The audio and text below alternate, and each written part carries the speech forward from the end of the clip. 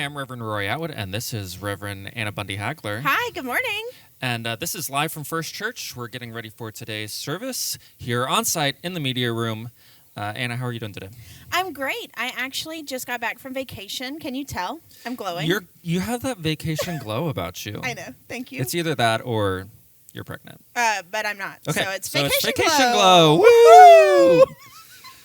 How was your week? You tell me about your vacation. Okay. My vacation was lovely. I went to college at Appalachian State University in Boone. It's Appalachian, not Appalachian. Yeah, if you say Appalachian, I'm going to throw an Appalachia. Okay, because I've said it wrong before. Multiple times. It's Appalachian? Yes, okay. Appalachian. And so my family took vacation there for the last week, and we just got to spend time in my college town, which was lovely. I took my husband Kyler for the first time for a week, and we tubed down the river, and we went hiking. And my husband, who I just mentioned, we were on the edge of a mountain, and then he lost an AirPod, and then he went to go get the AirPod, and so now we have my husband and the AirPod safe at home. So the end of the story was that he got it safely. Yes, and came back up safely. Jacob lost an AirPod this week in the bed. So that's a similar story. Yeah, totally the same. Mm-hmm. Same stakes. He found it 2 days later. We did find ours a little bit closer together. How was your week? It was good. It was my birthday yesterday. I know. I got you a birthday gift. Oh my gosh. I love dark chocolate so much. He loves dark, the dense. darkest. This is intense dark. Because I'm such an intense person. Yeah, I do. I know that. My feelings right on. Yeah, right on the sleeve. Yeah, on the sleeve, particularly. Yes. Yeah, absolutely. So Happy my family birthday. went to the Rangers game last night, and they did not do very well. Oh, I'm sorry. Yeah, but they came back a little at the end, and I was like, maybe, and then I was like, it's 3 hours and 15 minutes. Come on. Did going to the Rangers game last night make you want to talk like a sportscaster today? Yes. Okay, if you had to talk like a sportscaster, how would you do it? I would do something like, well, we're here at FirstChurch, and Elizabeth is going to be in the pulpit today. How do you think Elizabeth is going to handle the pressure? I don't watch enough sports to come back. Okay. I'll do my homework. Okay, so today we're going back to the series on Job. Yes. We took a week off of Job. We did Job, break, now we're Job again. Yeah. And what is the plot of Job, if you're just going to give me a rundown of Job? What is the plot of Job? The plot, if I had to give you a one-sentence summary, a man is suffering, his friends are not helpful. Are there semicolons in this sentence? Because there was not a... I think that's it. There was not an and or anything there. No, I think it's Job is suffering, comma, his friends are not helpful. Okay. And period. so he lost all his possessions. Yes. He lost his kids, died in an accident or in a natural disaster. Yes. And he has a terrible skin disease. Yes. All because he was good, but then Satan told God he's only good because he has it all. So if you take it away from him, then he won't be as religious. He won't be as faithful. As faithful to God, right. So let me test him, is essentially what's the plot. So have you, when you go through a time of suffering in your life, how did you persevere through it? Yeah, the first thing I think of is, so if you're unfamiliar, the ordination process in the United Methodist Church is a very long one. A lot of us are in it for 7+ years. Yeah, and you have interviews, and you have to write 40 pages and go through multiple and to interviews. Really water it down, there are 3 main parts of ordination. The first one is to be a certified candidate. Mm-hmm. The second one is to be commissioned, and the third one is to get ordained. And each part takes multiple years to get through. Yes. I got deferred at my commissioning level, the middle piece. A lot of people do. Yes, which is very normal, but when you're in the thick of it, it doesn't feel very normal. And I mean, your whole career is leading up to it. You feel really called by God. You feel really affirmed by churches. And then, you go through an interview and you write paperwork, and other people are saying, not yet. Yeah, because not only it's a job interview, but it's also your personal affirmation. Yeah. Of your identity. Yes. And it's and I don't think you're ready to be you yet. And you're like, right. excuse me. And you're I've been me my whole life. And everybody else thinks I'm great. Yeah. So when I got deferred that year, when I was suffering, it really did feel like suffering. I didn't necessarily lose my job, but it felt like so much of that identity piece. And I went through a lot of anger, like a lot of anger. People tried to say things that made me feel better. It didn't. It really didn't. Not for about 6 to 8 months. Was there any like blaming of God in that at all? No. I mean, I think for me, the cool thing about being United Methodist is that we really believe that like life sometimes just happens, right? Sometimes we don't make good decisions. Sometimes other people don't make good decisions. But, you know, I had people who wanted to blame God for me, right? Like, well, God's not, you know, God's working in you. And, you know, God always closes one door and opens a window. And it's like, that's not helpful either. I don't, like, usually climb through windows. I try Like, I'm not looking to. For doors, right? Yeah. Unless it's like a 1st-story window, I'm not interested. Yeah. I did once climb through a window to see Elizabeth Warren give a speech. That's a story for a different time. How have you suffered? I suffered, yes. We talked about it in a Studio 3 episode about the chest surgery that I had. Yes. And it was very painful, and I cried myself to sleep because Right. I'm such a deeply emotional, in-touch person. Yeah. And it took me a while to get through. But how did I persevere? I don't know. I knew it was going to be over at some point. Right. And pain medication. And pain medication. Yeah, Yes, I went that axe helps. throwing. Axe throwing. Yeah. Yeah, that works. That works. Okay, so in the study guide for the first week of Job, it talked about Deuteronomistic thinking. I'm so glad you said that word. Can you say it one more time? Deuteronomistic theology is what it says. Deuteronomistic theology. Now, I went to seminary. I did If you too. asked me what is Deuteronomistic theology, I could not tell you. Yeah. So this is how this is how the study guide defines it. It's Deuteronomistic theology says that the covenants between God and God's people are such that blessings, land, abundance, and wealth are the result of faithful adherence to God's laws.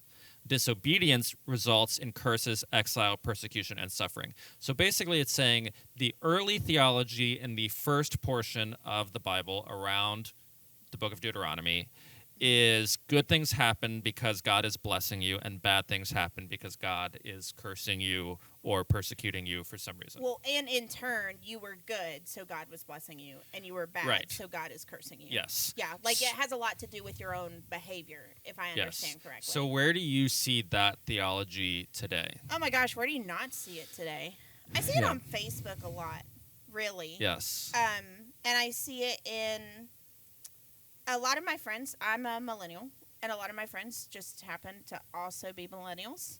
And Likely. a lot of them who are not church attenders talk, you know, a lot about like manifesting and things like that. And like it's really big in the manifesting world. Even in non-religious settings, there's this idea of like, well, if I put a certain energy out into the world, then the world will give me what I deserve back. Yes. Yeah, absolutely. Like, or even karma, right? Like if I'm good to somebody, the world will be kind to me. Right. And if somebody's bad to somebody else, karma's going to come back and get them. And that's where people feel let down when they don't get what they feel like they deserved. Yes, because for them it's tied to their actions. Like if they're a good human, they deserve goodness back. What we see in Job actually is that people don't get what they deserve all the time. Like, right. Job didn't deserve all the terrible things that happened. No, not in the slightest. Yeah. And even then, like when Job has lost everything and his friends are like trying to rile him up, actually, at least that's how I read it sometimes.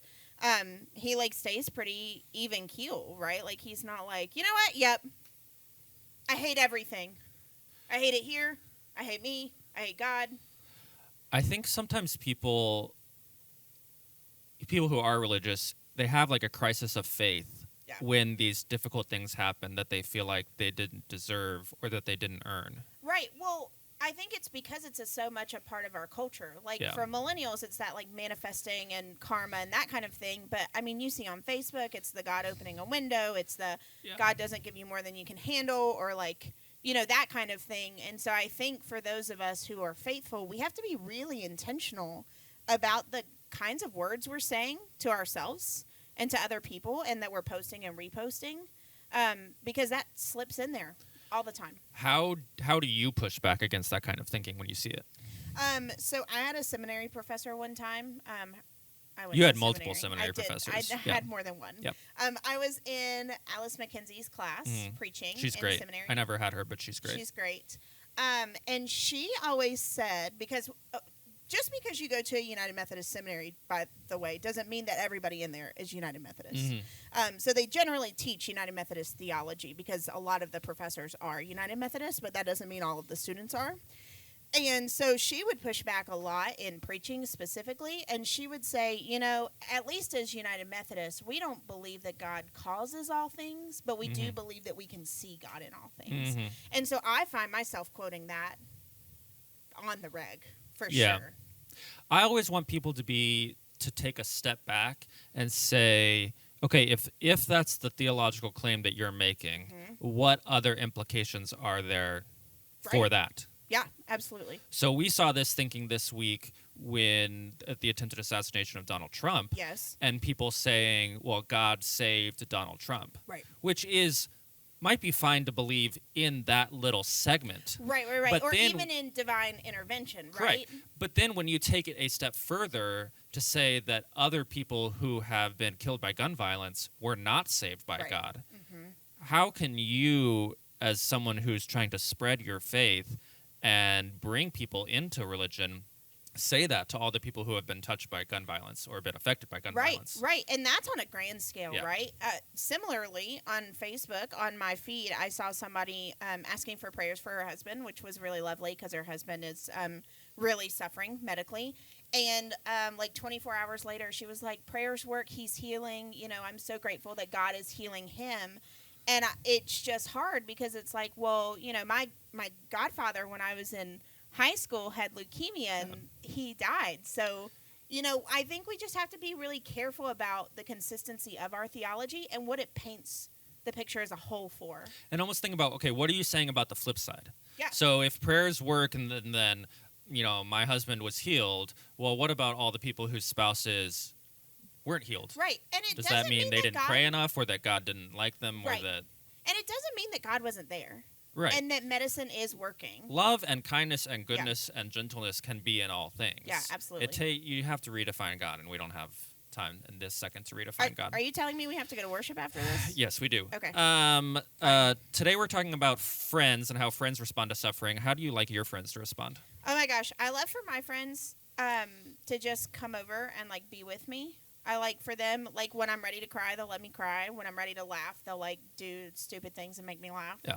I really like to cook to kind of get out of my head, and so if people are at my house to help me eat what I've cooked, that's a win-win for me. And then another thing recently is if anybody thinks I'm sad, sometimes they'll buy me fabric because I am a quilter. Ooh. And if you're gonna feed into my quilting addiction, I'm okay with that. Yeah. What about you? I process everything very internally. Internally. I'm go on a long walk, and my friends will find out about it months later. Oh. Yeah. I'm very on my own. Is that helpful? When I saw, for me it is. Okay. When I saw my college friends recently, they were like, thanks for telling us that you got engaged. And I was I put it on Instagram, and they were like, yeah, we should have known before that. I was like, I don't know. I told you and I told everyone. I don't see the problem in this. They kind of called me out a little bit. Ooh, we couldn't be more different. That's what makes us good. Yes. Yes. Okay. All kinds. So a bit of announcements before we go to worship. Let's see. What do we have here? We've got the school supply drive that's going on. So we're collecting school supplies that we're going to donate to our DSD partner schools and to Wesley Rankin. Everything from clear backpacks, crayons, colored pencils, markers, all that sort of stuff, construction paper. Let's see, expo markers, glue sticks. If you could be one school supply, what would you be? Whoa. I knew you were going to have that reaction. That's why I did it. Okay, if I had to choose one school supply, I think I would be an expo marker, but Why? Specifically the pastel expo markers that they're work pretty. really well at the beginning of the pack. Yes. Yeah. Because they're really pretty, and what's more satisfying than writing with a good expo marker on the whiteboard? I think I would be scissors because they're just very decisive. Oh, okay. I respect that. It's just and now it's cut. I hate that I didn't choose that first. Well, Anyway, I think that you can bring all of those supplies and more to the atrium. To the church, yep. There's a tree. There's a pretty little tree that you can donate them at, and we're taking donations until July 28th. Yeah, so this is the last week. We really hope that you'll pop online and see what else we need. Yes, we're also helping get volunteers for the Mayor's Back. Yes. There's a word there that I couldn't find. Volunteer. No, like acquire volunteers, like search out for volunteers. I don't know what the word is I'm looking for the Mayor's Back to School Fair. Okay. So it's at Fair Park, Friday, August 2nd. You can go on to our events page on our website for the link to volunteer for the Mayor's Back to School Fair. Yeah, it's going to be great. And then we also have a town hall meeting on August 4th to talk about our mission, vision, and strategy. Yeah. If you could have a mission statement for your life, what would it be? I hate when you ask me questions that require more words. Uh-huh. If I had a mission statement, it's kind of like my Instagram bio. I think it says to find joy and to practice gratitude. My mission statement would be live, laugh, love. I can't. I knew I'd get you with that one.